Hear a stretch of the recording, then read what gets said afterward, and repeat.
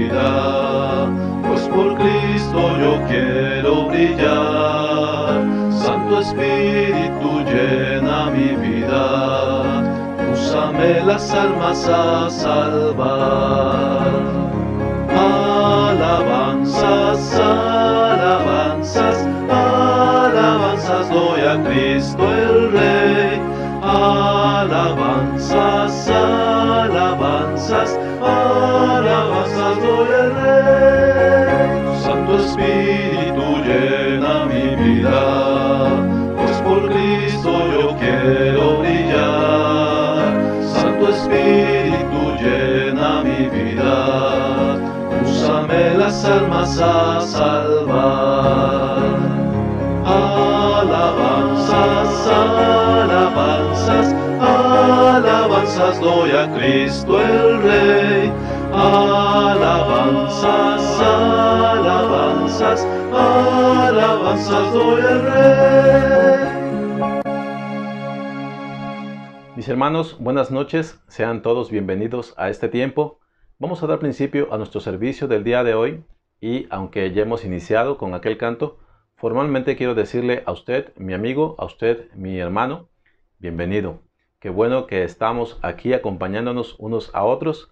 Vamos a participar de las cosas que nuestro Señor ha dispuesto para nuestro bien en su gracia. Y yo espero, hermanos, que esta frase que acabo de decir ahora tenga más significado para usted, porque hemos estado hablando acerca de la gracia de nuestro Señor, acerca de su gracia salvadora. Así que vamos a participar de todas aquellas cosas que nuestro Señor en su gracia ha dispuesto para nuestro bien. Y precisamente, hermanos, al respecto de ello, porque hoy vamos a continuar hablando acerca del pacto de la gracia, al respecto de estas cosas, quiero leer para ustedes, hermanos, una porción de la palabra que está en el primer libro de Samuel, en su capítulo número 15. Este es ese texto donde Samuel confronta a Saúl y donde Saúl finalmente es desechado por nuestro Señor. Ya Samuel le ha dicho a Saúl que por cuanto él ha desobedecido y por cuanto ha desechado la palabra del Señor, Dios le ha desechado a él para que no sea rey. Y es mucho de llamar la atención, mis hermanos, la reacción de Saúl. Quiero leerles a partir del versículo número 27. Ya Samuel le ha dicho a Saúl que ha sido desechado. Dice, y volviéndose Samuel para irse, él, hablando de Saúl, se asió de la punta de su manto y éste se rasgó. Entonces Samuel le dijo, Jehová ha rasgado hoy de ti el reino de Israel y lo ha dado a un prójimo tuyo mejor que tú. Además, el que es la gloria de Israel no mentirá, ni se arrepentirá, porque no es hombre para que se arrepienta. Y él dijo, Saúl, yo he pecado, pero te ruego que me honres delante de los ancianos de mi pueblo y delante de Israel, y vuelvas conmigo para que adore a Jehová tu Dios. Y volvió Samuel tras Saúl, y adoró Saúl a Jehová. Hermanos, ¿por qué les he leído este texto?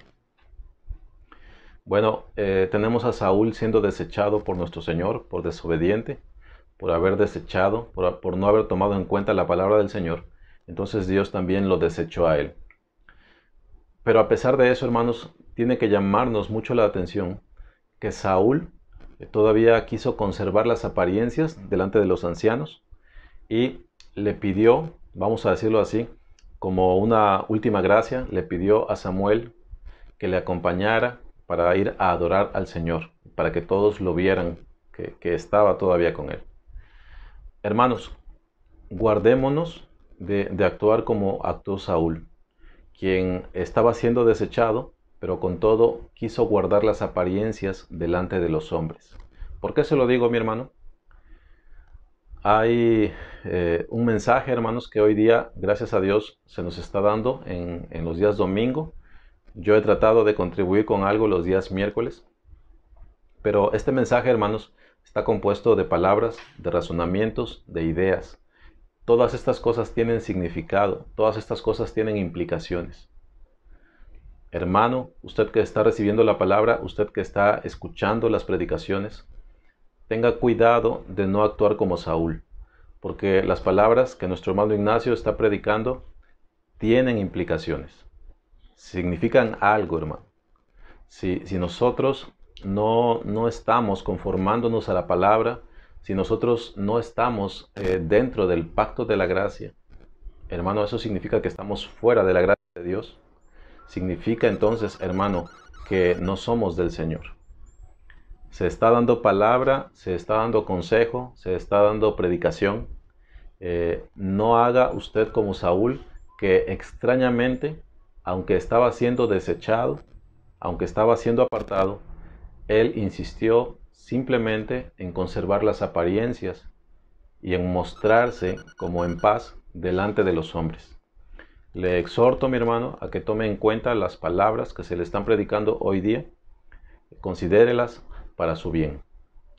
Hoy, hermanos, vamos a continuar con nuestro tema, vamos a seguir desarrollando esa idea que se ha planteado la semana anterior acerca de que la gracia de nuestro Señor es un pacto al cual entramos mediante la fe en el Señor Jesucristo. Entonces, mis hermanos, estemos atentos, no seamos como Saúl, se lo digo a usted, mi amigo que me escucha, no sea como Saúl, se lo digo a usted que se llama a sí mismo hermano, no seamos como Saúl, que discierne la palabra, pero no la abraza, la entiende, pero no hace caso de ella, sino que simplemente insiste en conservar las apariencias. Tenga cuidado y le invito, mi hermano, vamos a participar ahora de la palabra de Dios, vamos a leer lo que es una porción de ella, de ahí entonamos un segundo canto y pasamos directamente a la enseñanza del día de hoy. Bienvenidos todos, qué buenos que estamos juntos, vamos a participar de las cosas que nuestro Señor ha dispuesto para nuestro bien. La lectura del día de hoy vamos a tenerla en la primera epístola de Pedro, en su capítulo número 1, del versículo 3 al versículo número 25. Es la cita primera de Pedro, en su capítulo número 1, del versículo número 3 al versículo 25. Dice la palabra del Señor de la siguiente manera: Bendito el Dios y Padre de nuestro Señor Jesucristo, que según su grande misericordia nos hizo renacer para una esperanza viva por la resurrección de Jesucristo de los muertos, para una herencia incorruptible, incontaminada e inmarcesible, reservada en los cielos para vosotros, que sois guardados por el poder de Dios mediante la fe, para alcanzar la salvación que está preparada para ser manifestada en el tiempo postrero, en lo cual vosotros os alegráis, aunque ahora por un poco de tiempo, si es necesario, tengáis que ser afligidos en diversas pruebas, para que sometida a prueba vuestra fe, mucho más preciosa que el oro, el cual, aunque perecedero, se prueba con fuego, sea hallada en alabanza, gloria y honra, cuando sea manifestado Jesucristo, a quien amáis sin haberle visto, en quien creyendo, aunque ahora no lo veáis, os alegráis con gozo inefable y glorioso, obteniendo el fin de vuestra fe, que es la salvación de vuestras almas.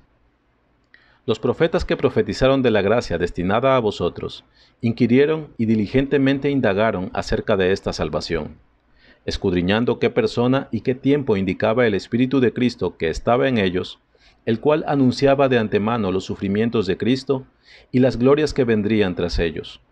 A estos se les reveló que no para sí mismos, sino para nosotros, administraban las cosas que ahora os son anunciadas por los que os han predicado el Evangelio, por el Espíritu Santo enviado del cielo, cosas en las cuales anhelan mirar los ángeles. Por tanto, ceñid los lomos de vuestro entendimiento, sed sobrios y esperad por completo en la gracia que se os traerá cuando Jesucristo sea manifestado. Como hijos obedientes, no os conforméis a los deseos que antes teníais, estando en vuestra ignorancia, sino, como aquel que os llamó es santo, sed también vosotros santos en toda vuestra manera de vivir. Porque escrito está, sed santos, porque yo soy santo. Y si invocáis por Padre a aquel que sin acepción de personas juzga según la obra de cada uno, conducíos en temor todo el tiempo de vuestra peregrinación, sabiendo que fuisteis rescatados de vuestra vana manera de vivir, la cual recibisteis de vuestros padres, no con cosas corruptibles como oro o plata, sino con la sangre preciosa de Cristo, como de un cordero sin mancha y sin contaminación, ya destinado desde antes de la fundación del mundo, pero manifestado en los postreros tiempos por amor de vosotros, y mediante el cual creéis en Dios, quien le resucitó de los muertos y le ha dado gloria, para que vuestra fe y esperanza sean en Dios, habiendo purificado vuestras almas para la obediencia a la verdad mediante el Espíritu, para el amor fraternal no fingido. Amaos unos a otros entrañablemente, de corazón puro, siendo renacidos, no de simiente corruptible, sino de incorruptible, por la palabra de Dios que vive y permanece para siempre. Porque toda carne es como hierba, y toda la gloria del hombre como flor de la hierba. La hierba se seca y la flor se cae, mas la palabra del Señor permanece para siempre. Y esta es la palabra que por el Evangelio os ha sido anunciada.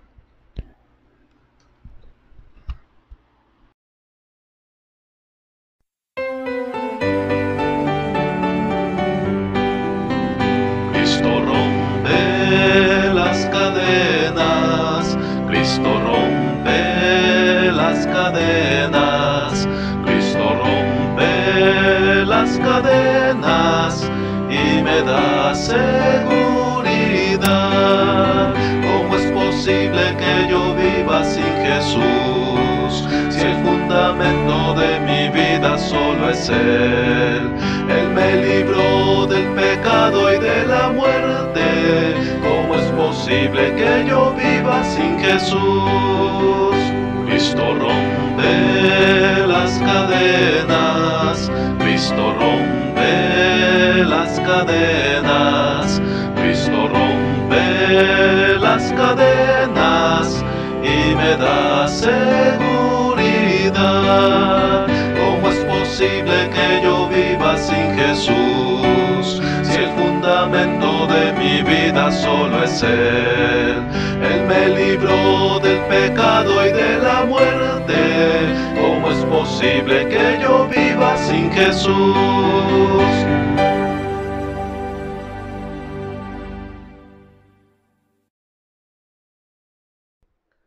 Mis hermanos, hemos llegado al momento de participar de la palabra de nuestro Señor. Y como ya he dado a entender, vamos a continuar con nuestra serie de pláticas acerca del Evangelio. Y más particularmente hablando, vamos a continuar detenidos en esa expresión que nos habla acerca del Evangelio de la gracia de Dios. Ahora, más particularmente hablando, yo quisiera que hoy retomáramos el tema que he abierto la semana anterior, el cual tiene que ver con que los hombres debemos considerar a la gracia no como un único acto de benevolencia de parte de Dios, sino que hemos de considerar a la gracia, como un pacto al cual entramos mediante la fe en el Señor Jesucristo. Ahora, es importante, hermanos, que nosotros entendamos la importancia del tema, porque quizás ustedes están acostumbrados, hermanos, yo he procedido así, quizás están acostumbrados a que iniciemos estas sesiones mediante un resumen de lo que se ha platicado la semana anterior. Pero déjeme decirle, mi hermano, en esta ocasión, más que un resumen, yo quisiera volver a exponer el tema delante de usted, quizás con variación de palabras, quizás con nuevos versículos, pero yo quisiera volver a exponer el tema delante de usted, porque es importante, hermano. Cuando miramos a las Escrituras, cuando vemos cómo ahí se describe lo que es un creyente en Cristo, y cuando miramos a nuestra congregación, hermanos, hay diferencias. Yo miro el testimonio de las Escrituras, yo miro lo que la palabra dice acerca de lo que es un creyente, acerca del sentir del creyente, acerca de las batallas del creyente. Yo miro hacia las Escrituras y después miro hacia nuestra congregación y veo diferencias. Hermanos, si no estamos dentro del pacto de la gracia, es porque estamos perdidos sin Cristo. Entonces es relevante el tema. No es relevante porque yo lo esté exponiendo, es relevante por las implicaciones. Por eso empezaba yo este servicio con aquella nota acerca de Saúl, un hombre al cual Dios estaba desechando, pero él lejos de importarle el hecho de que estaba siendo desechado por el Señor, él más bien estaba preocupado por mantener las apariencias. Él, no sé, estaba como negando o estaba relegando la importancia de que Dios le estaba desechando. Y él más bien se centraba en el hecho de que Samuel le honrara, permitiéndole ir juntamente con él a adorar al Señor. Entonces, hermanos, ustedes que escuchan estas enseñanzas, no se detengan en las apariencias, no se preocupen por las apariencias. Preocupémonos todos nosotros por constatar que nos encontramos dentro del pacto de la gracia de nuestro Señor. Entonces, hermanos, quiero empezar este tiempo planteando delante de usted cuál es la diferencia y cuál es la importancia entre distinguir entre un acto de benevolencia y lo que es entrar al pacto de la gracia. Mi hermano, si la gracia de Dios consistiera únicamente en un único acto de benevolencia, mediante el cual Él determina que un hombre es salvo, si de eso se tratara el Evangelio, si de eso se tratara la gracia, entonces yo le aconsejaría a usted que se haga experto en el método evangelístico de la oración del pecador, porque si la importancia de todo radica o se apoya en que el hombre acepte, en que el hombre pida misericordia, y todo se reduce a que Dios le escuche y le considere, y que en ese momento Él decida, anoten su nombre en el libro de la vida. Si en eso consiste todo, entonces hagámonos expertos en el método evangelístico de la oración del pecador. Pero, hermanos, si la gracia de Dios en realidad es un pacto al cual se entra mediante la fe en el Señor Jesucristo, entonces preocupémonos porque nuestra vida se conforme a lo que la Biblia dice de ese pacto. Si la gracia de Dios en realidad es un pacto al cual se entra mediante la fe en el Señor Jesucristo, entonces no me voy a preocupar solamente por ese instante en el cual lloré, en el cual pedí. Me voy a preocupar porque mi vida se conforme a lo que las Escrituras dicen acerca de los que están en el pacto de la gracia. Esa es la importancia, hermanos. Entonces, lo que yo voy a hacer de este momento en adelante es precisamente dar el testimonio de las Escrituras que nos enseña qué es estar dentro del pacto de la gracia. ¿Sí, hermanos? Entonces, pongamos tanta atención como podamos, porque ya he mencionado cuál es la importancia de esto. Bueno, quiero hacer una anotación, hermanos, que es pertinente, que me ha costado mucho entender, hermanos, y me ha costado algo de tiempo el llegar a este punto. No es que sea muy profundo, a mí me ha costado y quiero compartírselo en este instante. Mis hermanos, yo no vengo a insinuar delante de ustedes que el creyente en Cristo es un ser perfecto. Yo no estoy hablando acerca de ello. De hecho, hay provisión en la gracia para nuestros pecados. Si nosotros pecamos, bueno, abogado tenemos para con el Padre. Y si confesamos nuestros pecados, Él es fiel y justo para perdonar nuestros pecados. Entonces, hermanos, la predicación del pacto de la gracia no es que los hombres somos perfectos, en ninguna manera, hermanos. Ahora, hay provisión para el pecado. También la palabra contempla a los de poco ánimo, porque ahí en Tesalonicenses se nos anima a que alentemos a los de poco ánimo, se nos exhorta a que alentemos a los de poco ánimo. Hay cabida para el ocioso, sí se contempla, porque precisamente en Tesalónica, en la carta de Pablo a los tesalonicenses, se habla acerca de amonestar a los ociosos. Sin embargo, aquí le hago, mi hermano, usted que me escucha, le hago una solemne advertencia. Sí, la Biblia, la palabra, hace provisión, la gracia hace provisión para el pecado, sí. Sí, la gracia hace provisión para el de poco ánimo, indudablemente. Sí, la gracia hace provisión para el débil, sí. Pero hermanos, nosotros no podemos movernos o no podemos andar por ahí solamente participando de esas provisiones, de la provisión para el que peca, de la provisión para el débil, de la provisión para el ocioso, de la provisión para el de poco ánimo. Si yo estoy dentro de la gracia, aparte de participar de esas provisiones que están dentro de la gracia del Señor, voy a participar también de las provisiones que me llevan, hermano, a cuestiones más elevadas, que me llevan, hermano, a participar de los otros aspectos de la vida en Cristo.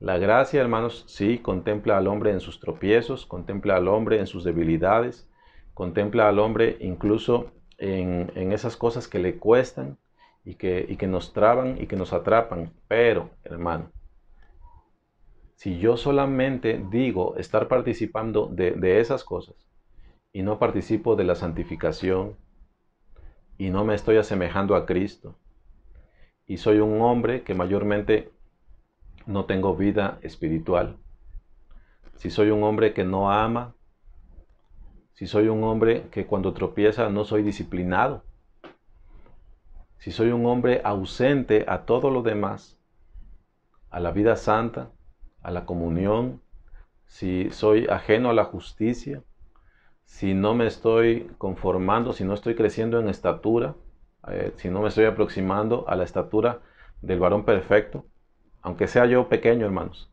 si no estoy yo creciendo en ninguna forma, si solamente estoy participando de aquellas cosas que hacen provisión para el tropiezo, para la debilidad, hermanos, tengamos mucho cuidado, porque eso no es así. El pacto de la gracia, hermanos, nos bendice, nos provee para todo lo que tiene que ver con la vida en Cristo. Y por más pequeños que seamos, hemos de participar, hermanos, de crecimiento, hemos de participar de santidad, hemos de ser más consagrados, hemos de ser más reverentes, hemos de crecer en la gracia. ¿Sí, mis hermanos? Dicho lo anterior, vamos a empezar, hermanos, citando un único texto que tiene que ver con demostrar que la gracia es un pacto. Esto, hermanos, añadido a lo que hemos comentado, la semana anterior. Quiero leer para ustedes Hebreos 8, del 8 al 12. Dice la palabra del Señor de la siguiente manera. He aquí vienen días, dice el Señor, en que estableceré con la casa de Israel y la casa de Judá un nuevo pacto. No como el pacto que hice con sus padres el día que los tomé de la mano para sacarlos de la tierra de Egipto, porque ellos no permanecieron en mi pacto, y yo me desentendí de ellos, dice el Señor. Vamos a hacer una pausa aquí. ¿Cuál es ese pacto, hermanos, que Dios hizo con la nación de Israel en el pasado, cuando los sacó de la tierra de Egipto? El pacto, hermanos, es que este pueblo iba a recibir la ley del Señor y la iba a guardar. Pero ellos se desentendieron del Señor. Ellos no hicieron caso de esos mandamientos y el Señor se desentendió de ellos.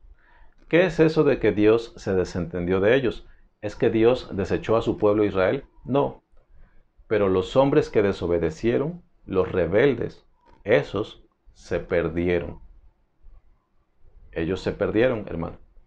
Entonces, ese pacto funcionaba de esa manera. Dios daba sus leyes y el hombre debía obedecer sus preceptos. Estos hombres no obedecieron y el Señor se desentendió de ellos. Pero ahora se nos anuncia un mejor pacto. Dice, por lo cual, este es el pacto que haré con la casa de Israel después de aquellos días, dice el Señor. Pondré mis leyes en la mente de ellos y sobre su corazón las escribiré.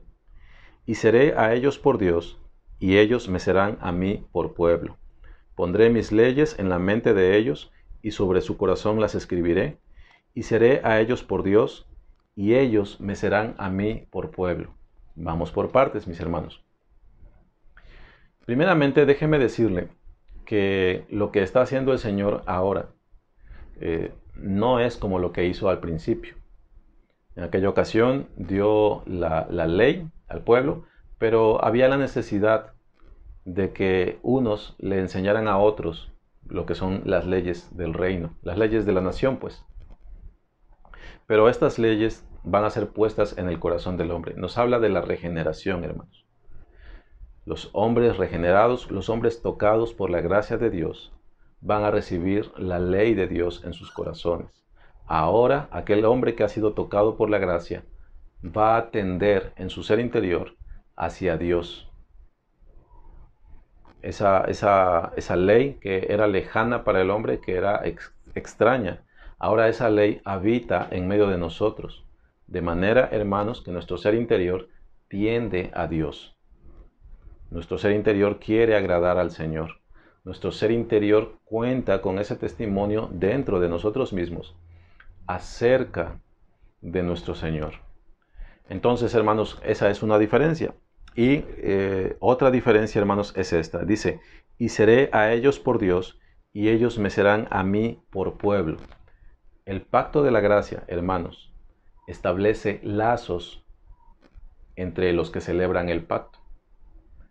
Un acto de benevolencia, un acto huérfano de benevolencia, no establece pactos, hermanos, no establece, lazos entre los hombres que son parte de ese acto. Por ejemplo, si yo llego a una situación donde, no sé, veo a una persona que se va a caer de la escalera, entonces la persona resbala de la escalera y yo llego y de alguna manera sujeto a la persona para que no se pegue tan feo en el suelo.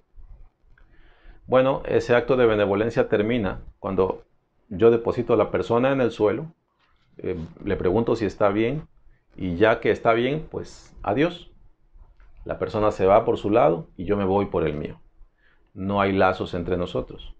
Ese es un acto de benevolencia. Pero ¿qué pasa, humanamente hablando, por ejemplo, con el matrimonio?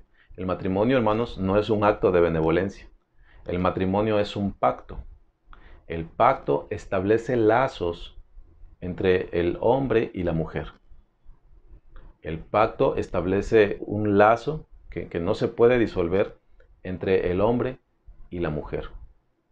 Hay un lazo, es decir, hay un compromiso de hacerle bien a la persona.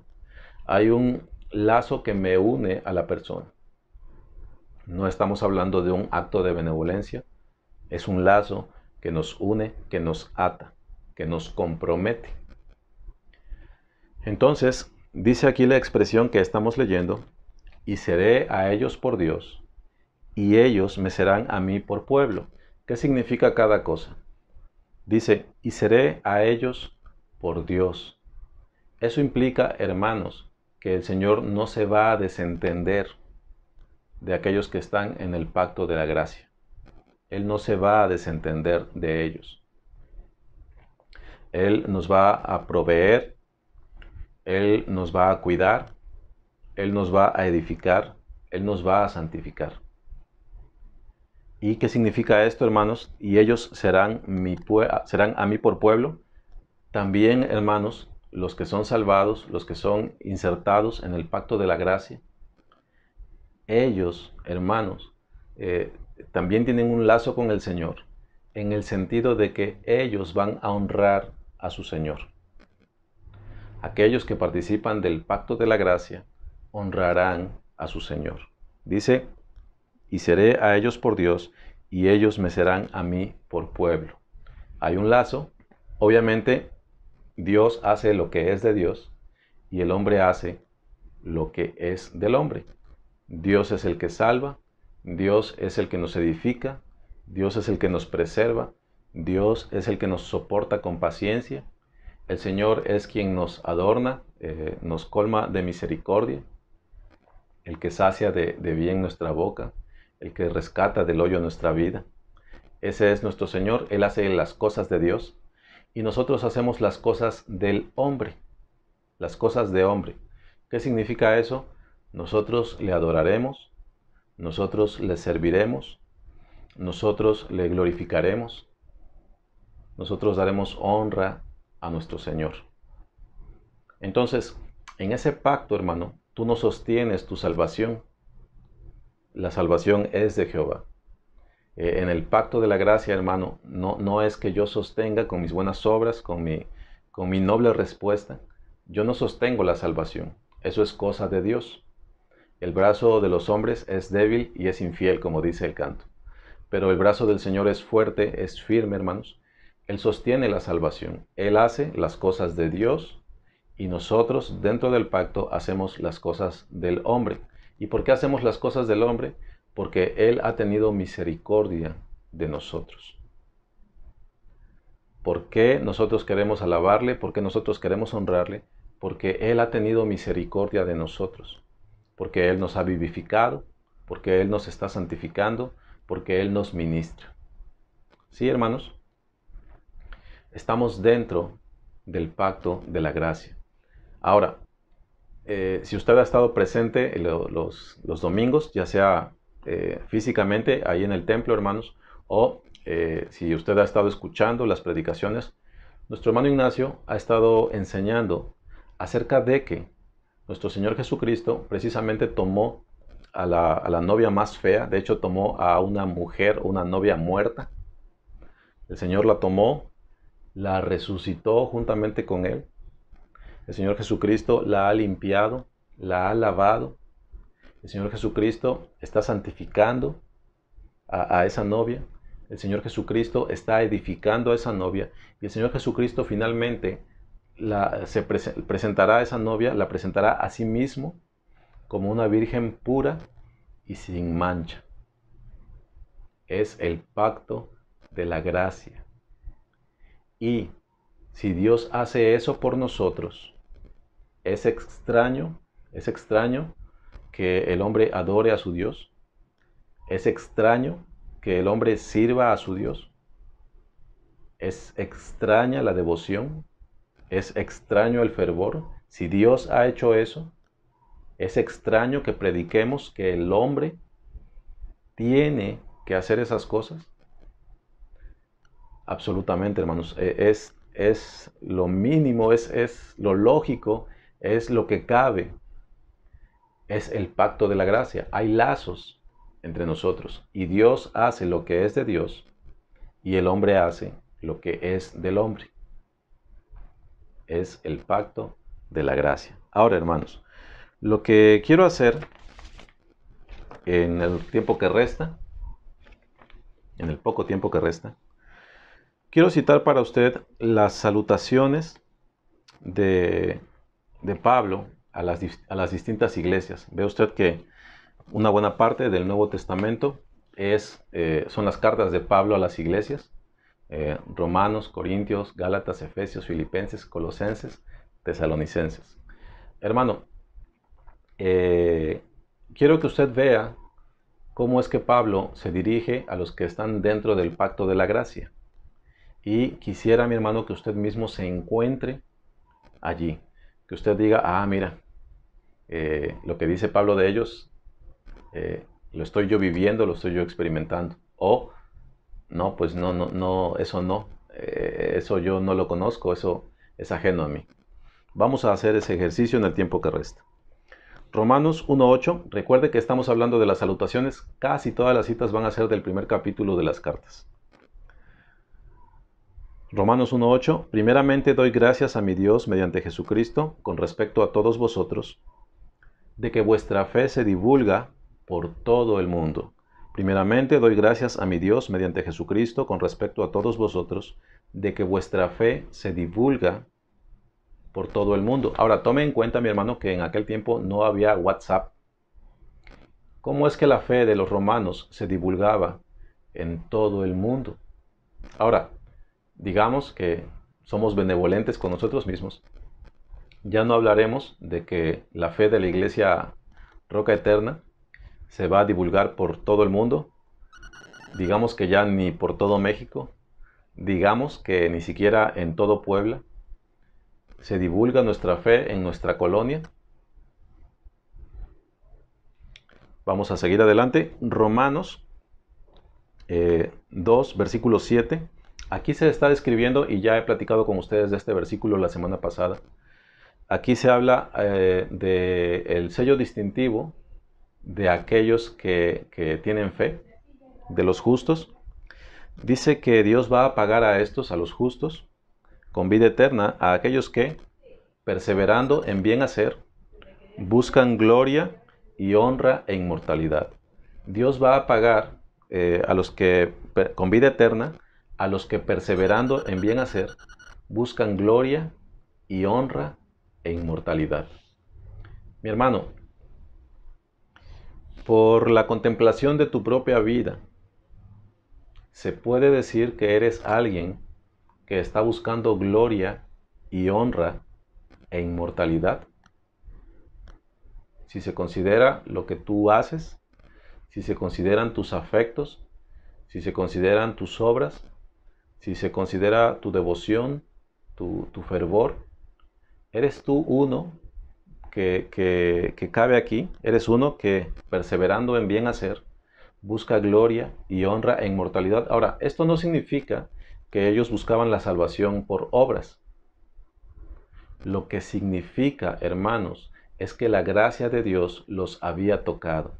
Y puesto que la gracia de Dios los había tocado, entonces, hermanos, ellos tenían puesta su vista en el invisible.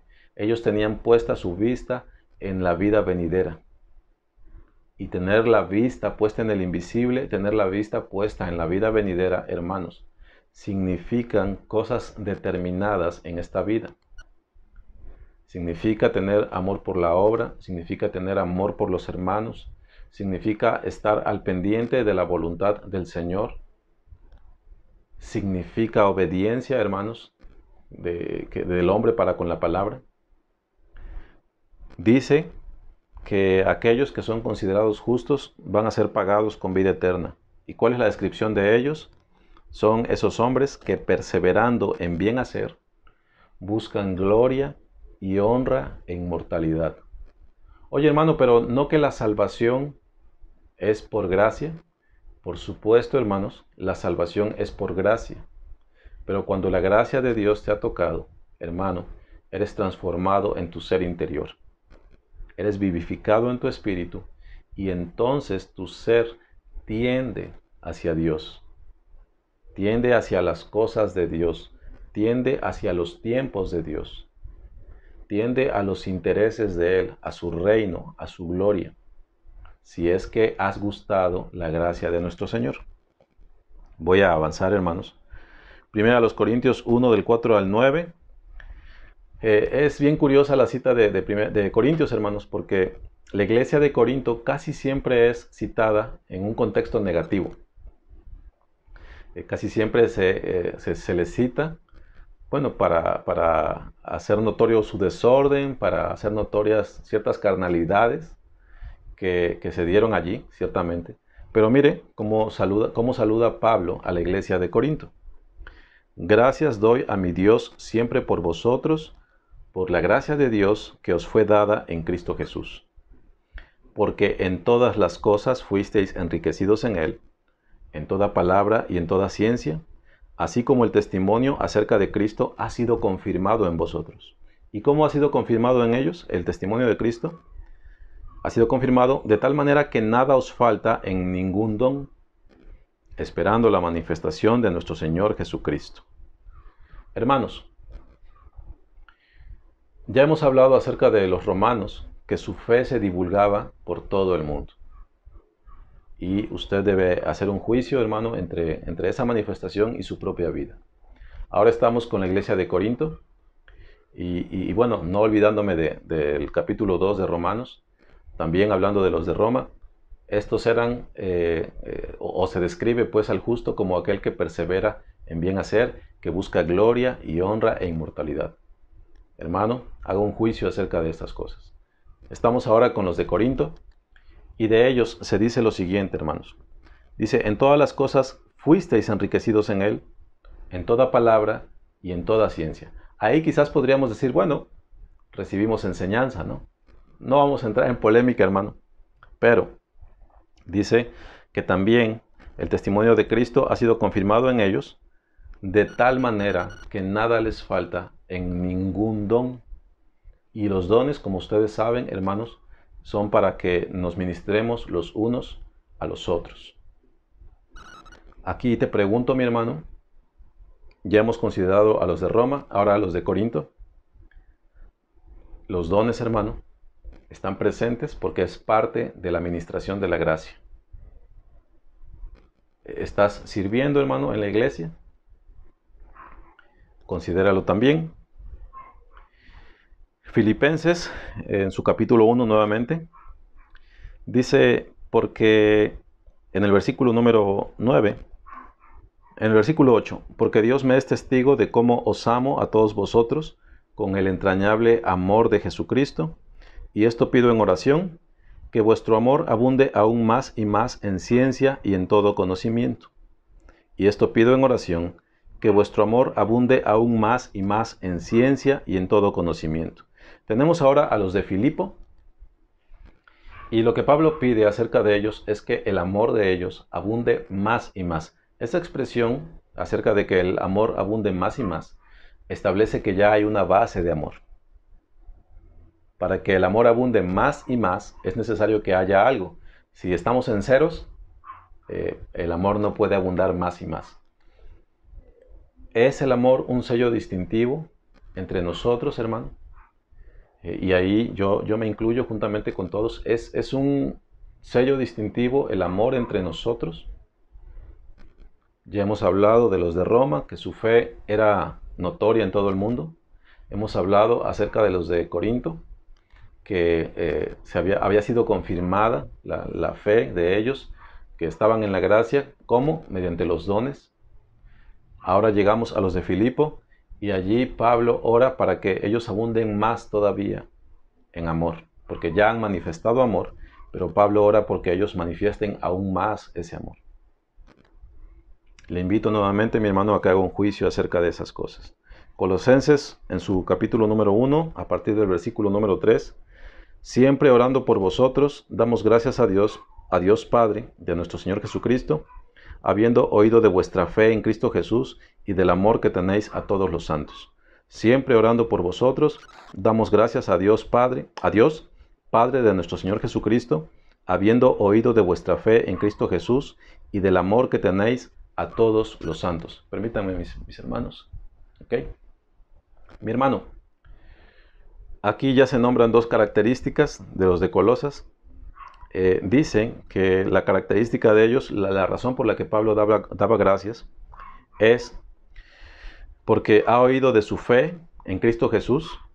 ¿Quién sabe de nuestra fe, hermanos?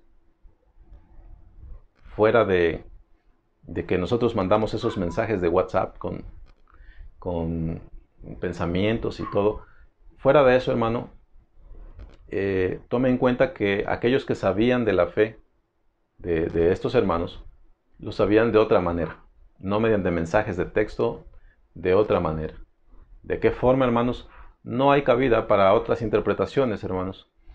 Los hermanos de esta iglesia manifestaban eso en un testimonio vivo.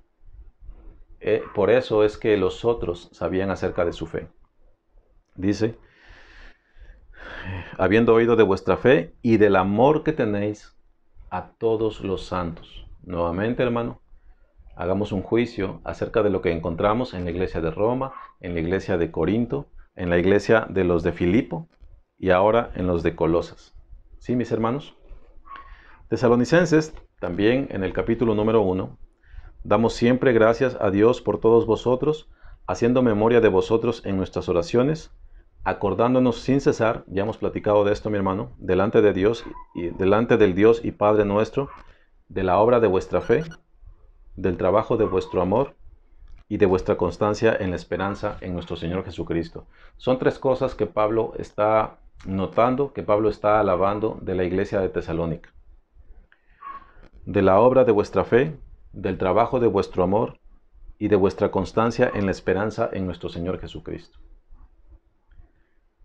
Tu fe, mi hermano, así como enseña Santiago, tu fe puede ser demostrada por las obras. ¿Existe el trabajo de tu amor? ¿Existe algo que se asemeje a esto, el trabajo de tu amor? Es decir, que el sentir tuyo por los demás, por los hermanos, te lleve a hacer algo por ellos. ¿Existe eso? Y un tercer elemento por el que Pablo alababa a los de Tesalónica es por la esperanza, por la constancia en la esperanza en nuestro Señor Jesucristo. ¿Cómo puedes tú notar la esperanza, la constancia en la esperanza? ¿Cómo puede la constancia en la esperanza ser notoria? Mi hermano, esto se refiere a esos hermanos con los que cuando tú estás con ellos, te están hablando de sus luchas en el Señor, de su obra en el Señor, de lo que el Señor ha trabajado en sus personas. Te hablan ellos de la esperanza que tienen, de la vida en Cristo. Te hablan de triunfos, te hablan de derrotas quizás también. Te hablan de las circunstancias que estrechan un poco su alma, pero también te hablan de cómo el Señor les ha ministrado para victoria. Son hermanos que siempre tienen presentes las cosas que tienen que ver con la vida en Cristo. Son hermanos que siempre tienen que ver con las cosas que pertenecen a la vida espiritual. Son hermanos que parecen estar viendo todo el tiempo hacia lo venidero.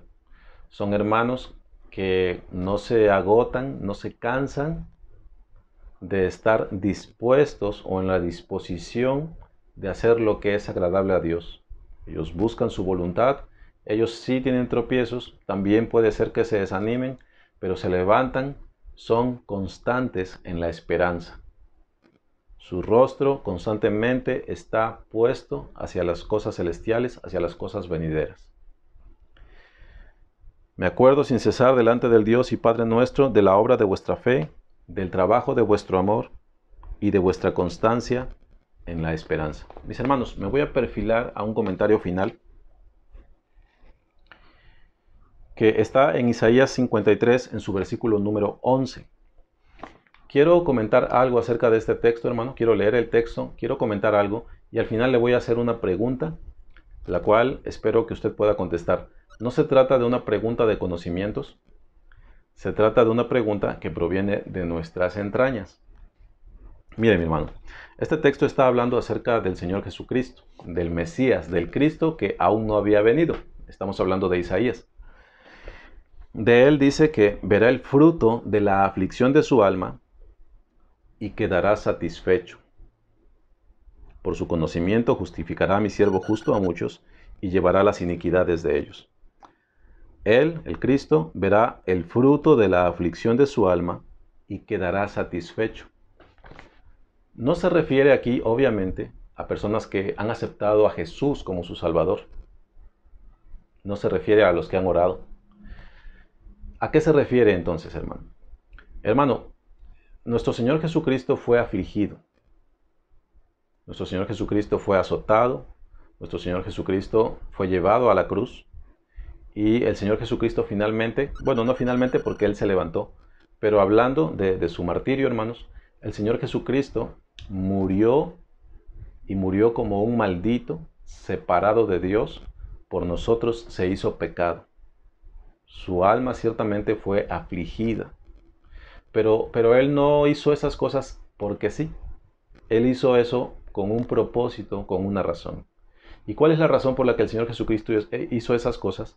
El Señor Jesucristo hizo esas cosas, padeció la aflicción de su alma para llevar a muchos hijos delante de su Padre, para llevar a muchos hijos delante de la presencia del Padre.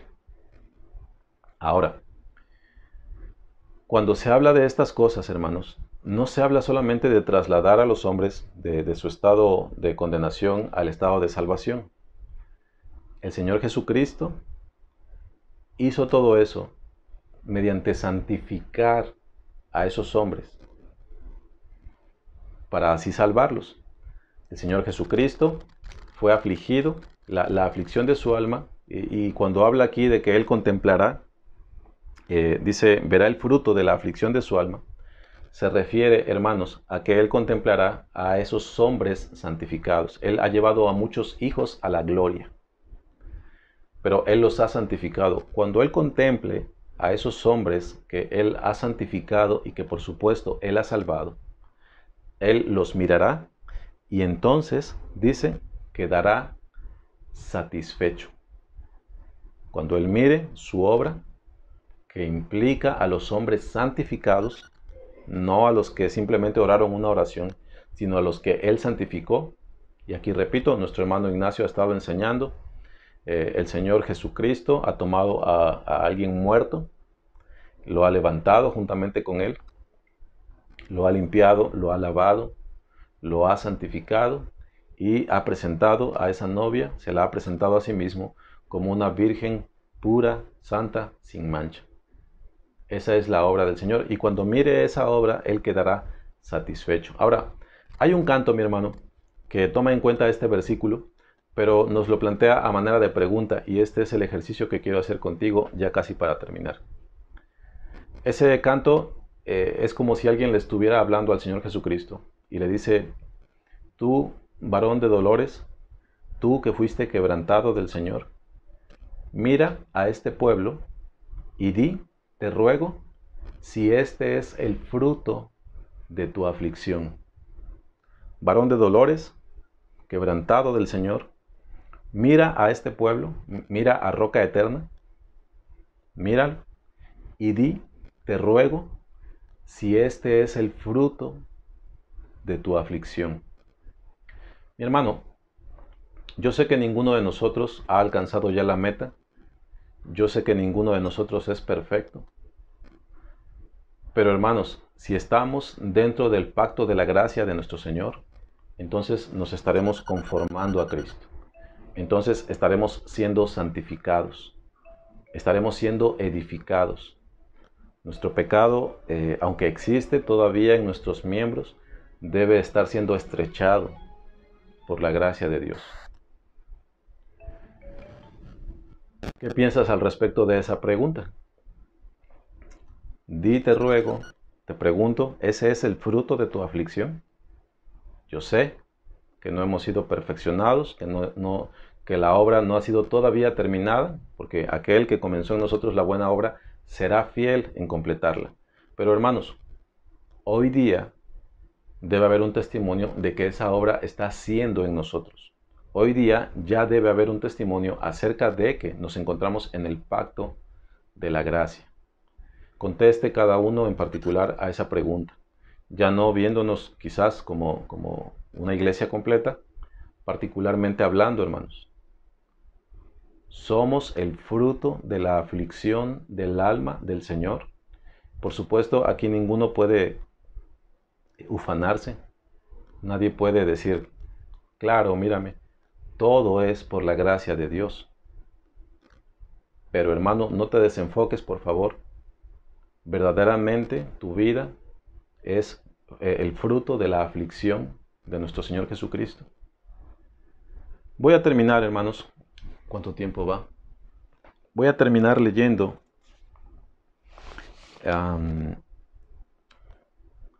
es la primera carta de Pedro, hermanos.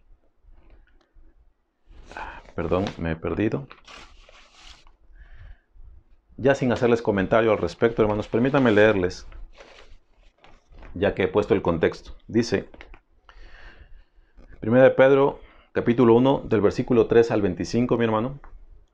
Bendito el Dios y Padre de nuestro Señor Jesucristo, que según su grande misericordia, nos hizo renacer para una esperanza viva por la resurrección de Jesucristo de los muertos, para una herencia incorruptible, incontaminada e inmarcesible, es decir, que no se puede marchitar, reservada en los cielos para vosotros, que sois guardados por el poder de Dios mediante la fe, para alcanzar la salvación que está preparada para ser manifestada en el tiempo postrero, en lo cual vosotros os alegráis, aunque ahora por un poco de tiempo, si es necesario, tengáis que ser afligidos en diversas pruebas, para que sometida a prueba vuestra fe, mucho más preciosa que el oro, el cual, aunque perecedero, se prueba con fuego, sea hallada en alabanza, gloria y honra cuando sea manifestado Jesucristo, a quien amáis sin haberle visto, en quien creyendo, aunque ahora no lo veáis, os alegráis con gozo inefable y glorioso, obteniendo el fin de vuestra fe, que es la salvación de vuestras almas.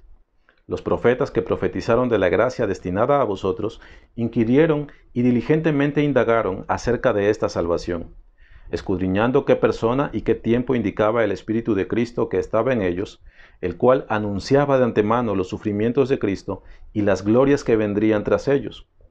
A esto se les reveló que no para sí mismos, sino para nosotros administraban las cosas que ahora os son anunciadas por los que han predicado el Evangelio, por el Espíritu Santo enviado del cielo, cosas en las cuales anhelan mirar los ángeles. Por tanto, ceñid los lomos de vuestro entendimiento, sed sobrios y esperad por completo en la gracia que se os traerá cuando Jesucristo sea manifestado. Como hijos obedientes, no os conforméis a los deseos que antes teníais estando en vuestra ignorancia, sino, como aquel que os llamó es santo, sed también vosotros santos en toda vuestra manera de vivir, porque escrito está, sed santos porque yo soy santo. Y si invocáis por Padre a aquel que sin acepción de personas juzga según la obra de cada uno, conducíos en temor todo el tiempo de vuestra peregrinación, sabiendo que fuisteis rescatados de vuestra vana manera de vivir, la cual recibisteis de vuestros padres, no con cosas corruptibles, no fuisteis rescatados con cosas corruptibles como oro o plata, sino con la sangre preciosa de Cristo, como de un cordero sin mancha y sin contaminación, ya destinado desde antes de la fundación del mundo, pero manifestado en los postreros tiempos, para que vuestra fe y esperanza sean en Dios, habiendo purificado vuestras almas por la obediencia a la verdad, siendo renacidos no de simiente corruptible, sino de incorruptible, por la palabra de Dios que vive y permanece para siempre. Porque toda carne es como hierba, y toda la gloria del hombre como flor de la hierba. La hierba se seca y la flor se cae, mas la palabra del Señor permanece para siempre. Sí, mis hermanos, habría muchas cosas que decir acerca de esto, pero no vamos a avanzar más. Que el Señor les bendiga, mis hermanos. Tomemos esta palabra para nuestra amonestación y no nos consolemos solamente, hermanos, con que somos los débiles, con que somos los que pecamos, con que somos los de poco ánimo. Hermanos, que toda la gracia de nuestro Señor se manifieste en nosotros. Examinémonos a nosotros mismos. Les dejo con este último canto. Que el Señor les bendiga y quedamos de esta manera despedidos.